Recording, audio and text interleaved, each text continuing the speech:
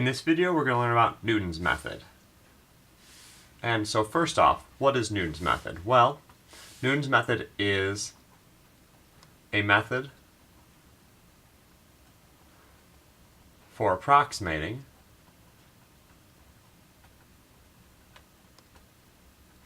zeros of a function using tangent lines.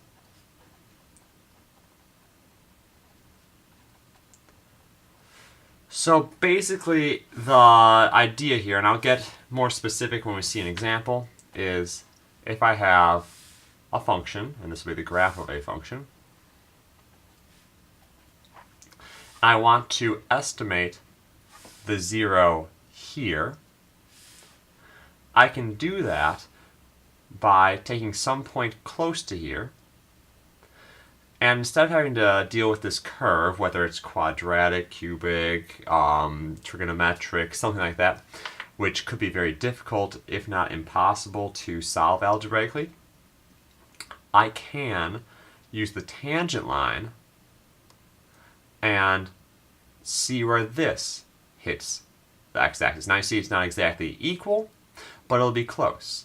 And the real trick to Newton's method is after I get this one, then I'm going to redo it and try to get closer and closer and closer. So here's the method. First thing, we're going to make sure that we find the equation of the tangent line. In the real world, you would sort of pick your own starting point. In math problems, you'll see they'll give you a starting point. Second, you solve for where that line is equal to 0, where it hits the x-axis.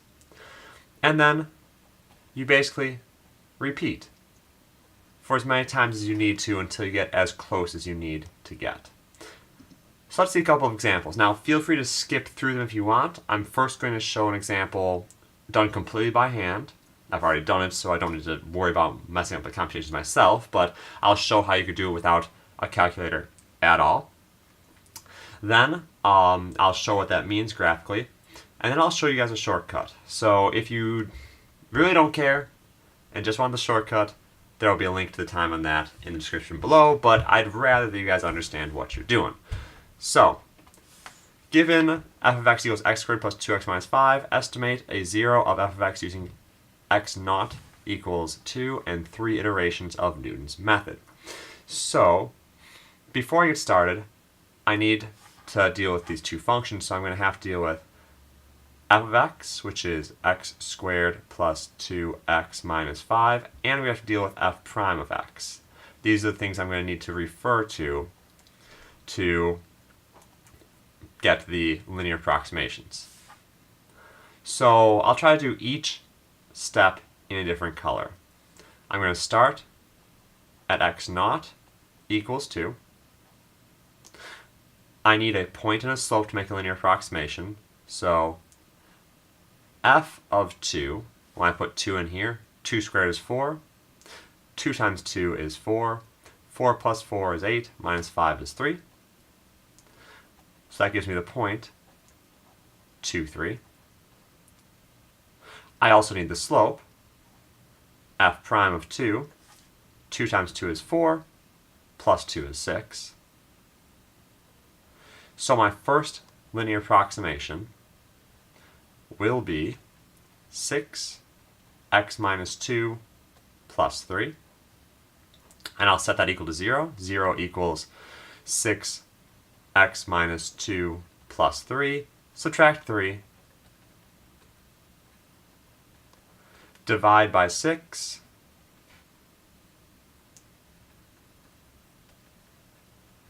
add 2, and I get 3 halves will be x1 after one iteration. And now I continue. It's going to be a little bit more annoying with the fraction, but I'll skip some of the, well, I might show it. It's important for why the shortcut works. So x1 is 3/2. F of 3/2. 3/2 squared is 9/4. 2 times 3/2 is 3. 9/4 plus 3 minus 5 gives me, make sure I do this right, 1/4. So I have the point 3/2, 1/4. I need to find the slope, so f prime of 3/2. 2 times 3/2 is 3, plus 2 is 5. And now I get my next linear approximation. I'll label this as L1 of x. And that will equal 5x minus 3/2 plus 1/4. I'm going to set that equal to 0 to find where this line hits 0. So 5x minus 3/2 plus 1/4. Subtract 1/4.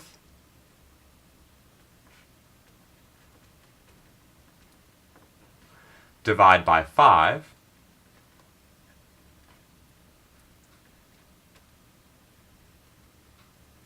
And add 3/2 to both sides. And 3/2 is 30/20. Plus negative 1/20 is 29/20. And so that is after 2 iterations. And we do it again because apparently I hate myself and want to just do the same thing over and over again.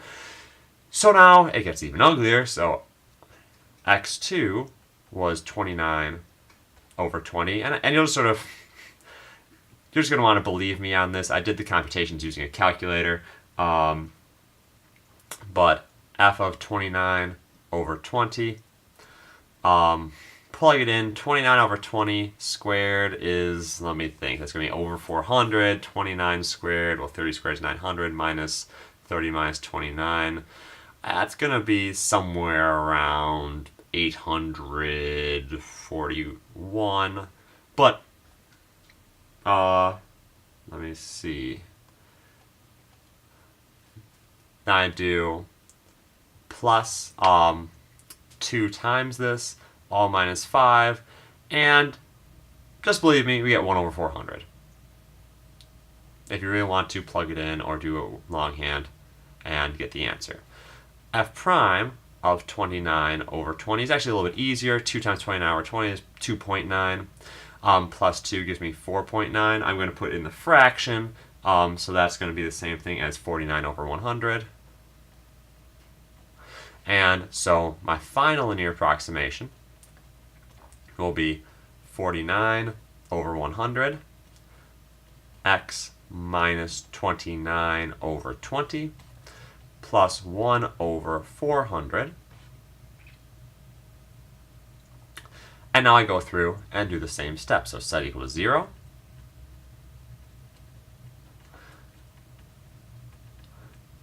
I hope you guys don't mind that I'm not talking through this. It's the same stuff as before. Subtract 1/400.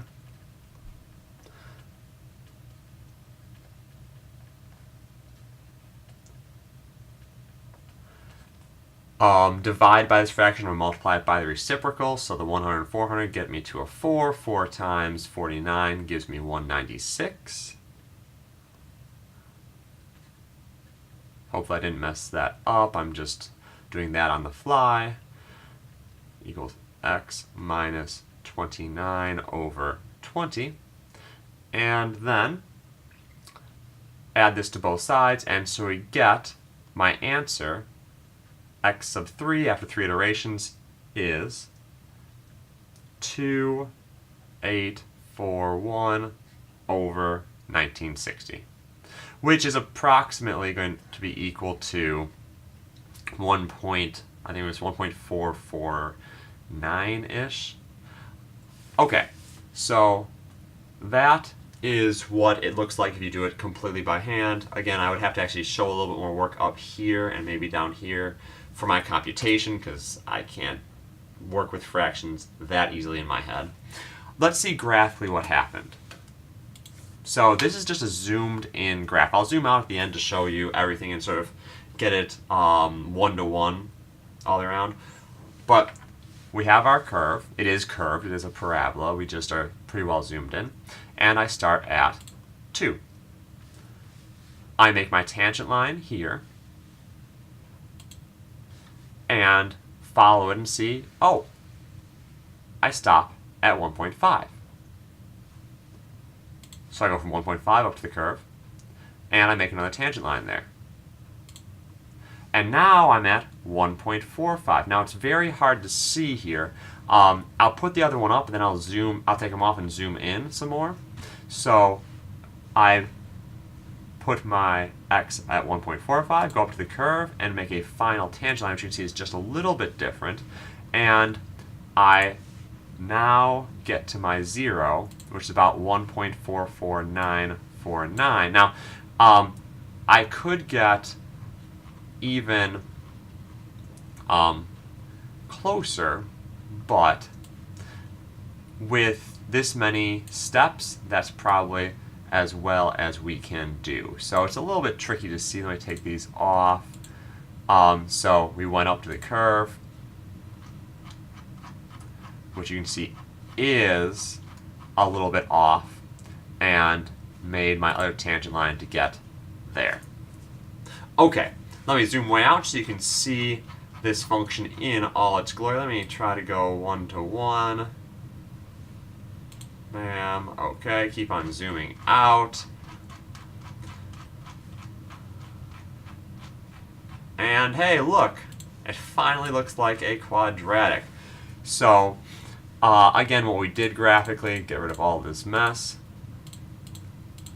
We started at 2, made a tangent line, went where it hit, 1.5, made a tangent line, went where it hit, 1.45, made a tangent line, and found where that hit, which was that 2,841 over 1,960, which approximately is 1.44949.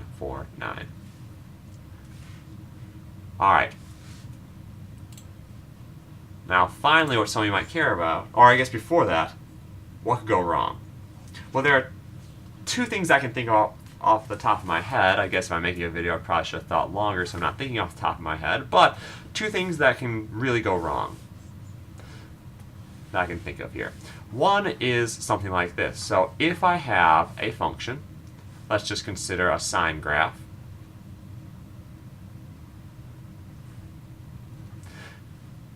And I want to find this 0. Well, I know it's 0, but if I start in a very bad point and end up with a horizontal line, this line never hits the x-axis, so I'll never be able to continue. I won't be able to solve that equation. I won't be able to solve the linearization equals 0, so this one will break. The other thing that could happen is well, that's a terrible. There we go. Is something like this. Now I'll start with a sine curve again. But if you are very bad at selecting your points, one of 2 things can happen.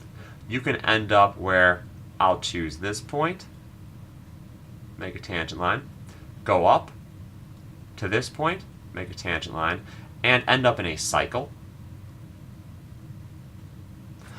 Or something else that could happen if I'm very bad is if I choose this point here, trying to get this 0, it could kick me all the way out close to here, and now I'm gonna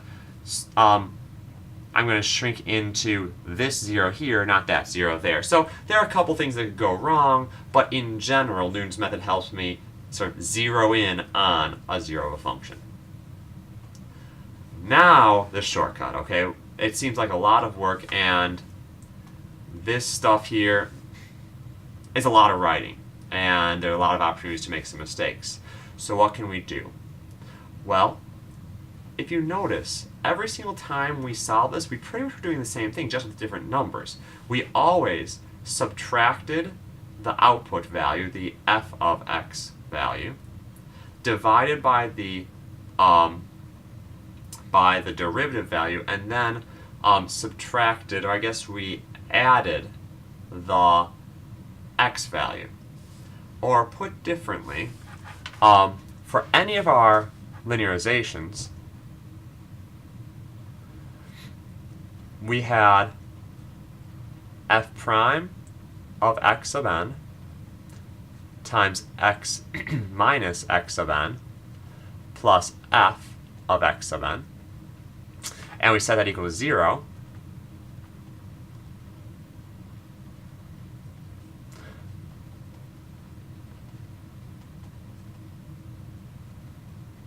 We had to subtract this from both sides.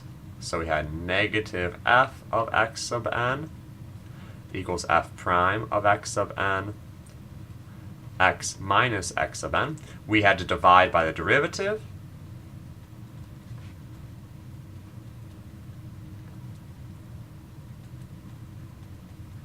And add x sub n. And that gives me this lovely formula here. To get to my next x value, I will take my current x value and subtract the function evaluated on that x value divided by the derivative evaluated on that x value. And if I'm actually really smart with my calculator, I can do that super quickly. So in here, recall that we had f prime, so I know what f is. F prime was 2x plus 2. So I'm going to end up doing, I'll show you the first step, and I'll show you how you can put it all in the calculator and just press enter 3 times.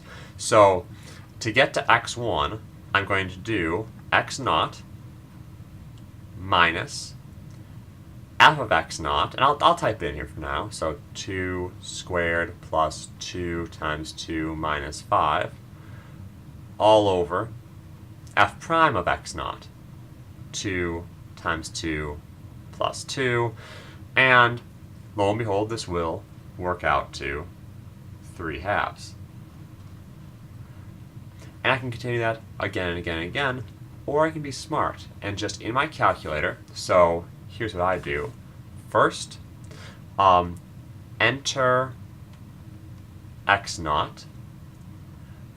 Second, type the formula. So we have x sub n minus f of x sub n over f prime of x sub n. Replacing x's with the answer thing. So in my calculator, I'm going to type in ants minus, put some parentheses in here to do this all in the numerator, ants squared plus 2 ants minus 5 divided by 2 ants plus 2.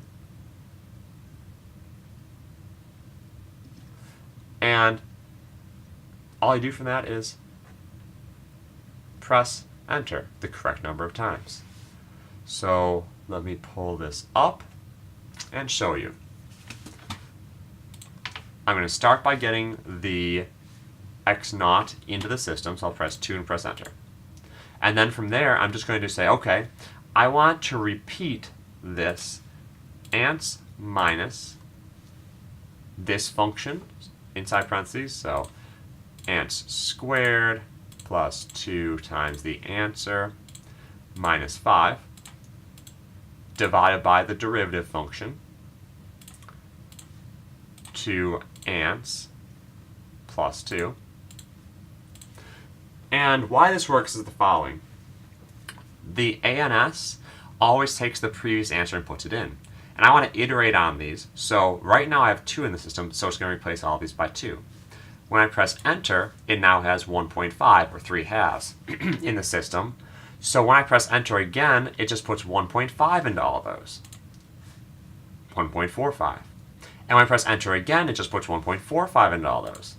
1.44949-ish. And there's my answer right there. But you can see I can easily keep on going, and it's not changing anymore. I've probably found my 0. So this one is a 1.44949.